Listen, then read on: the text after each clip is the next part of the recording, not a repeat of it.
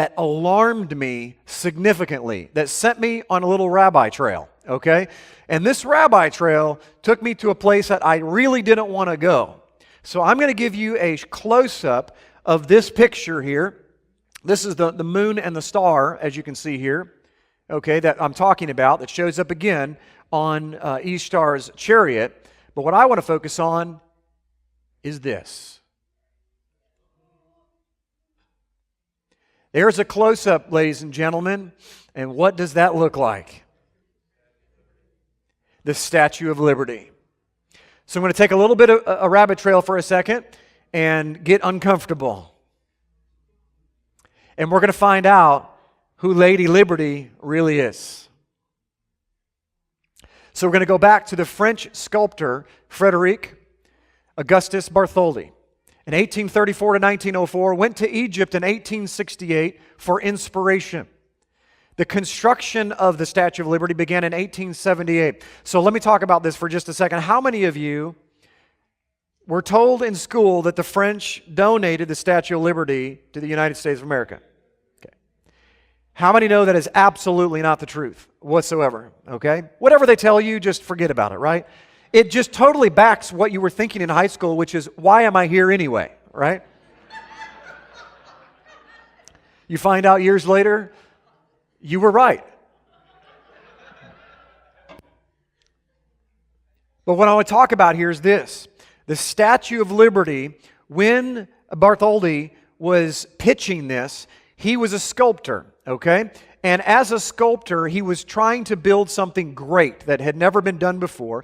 And so he went to Egypt to be inspired because he knew that in Egypt, everything was huge, okay? Everything was big, from the pyramids to all the different statues. Everything was super life-size, and he wanted to get that inspiration. Keep that in mind. Then what he did was he went around the world pitching the Statue of Liberty. We were not the first place that he went to. He was a salesman and a sculptor at the same time.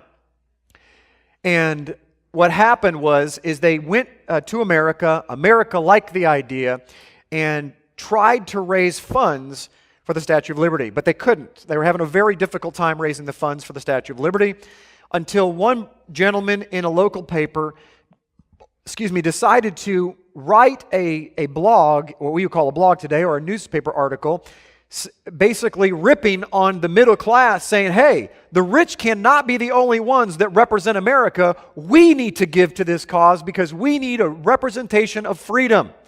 And wouldn't you believe it, lo and behold, they raised the funds and they began the process of bringing the Statue of Liberty over to America and assembling it on American soil.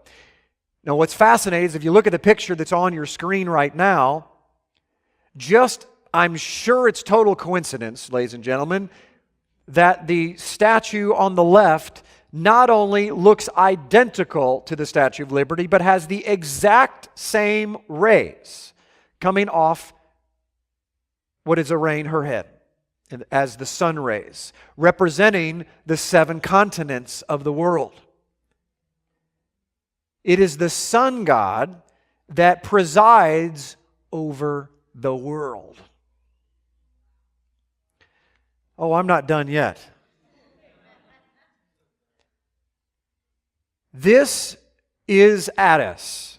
Now, Attis is somebody you need to understand who he is, because Attis was the priest or the main servant of Cybele, or Ishtar, or the wife of Baal, the sun god.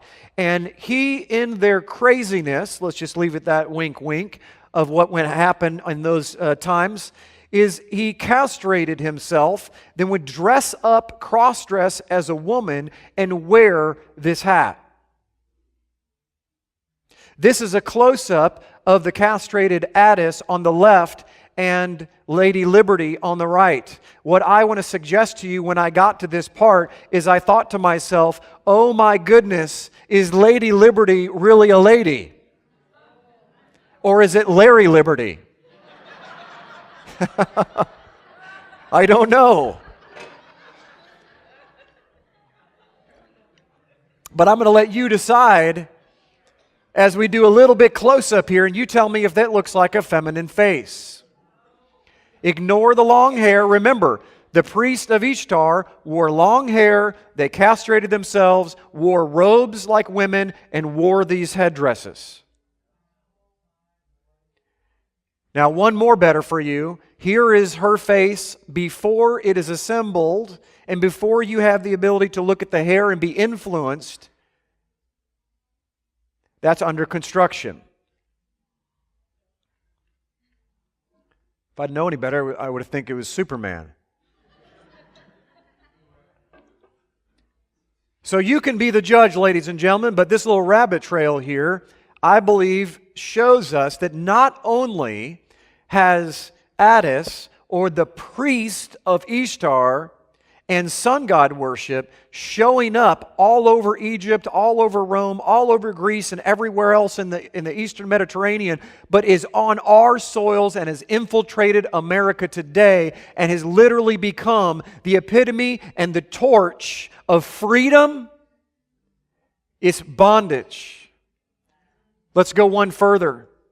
The 7 rays of the sun. Notice the nimbus, the halo of rays of the sun. This is an ancient pagan sun god. It's everywhere. This is not something they just made up. Helios, look at this. Holding a torch. He's the Colossus of Rhodes, one of the 7 wonders of the ancient world.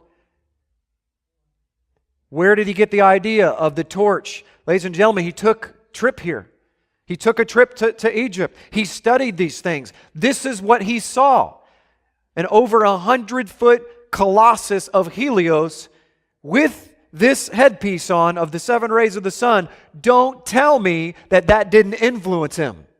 The exact attributes of Helios or the colossus and the sun god and all of those things show up in the Statue of Liberty.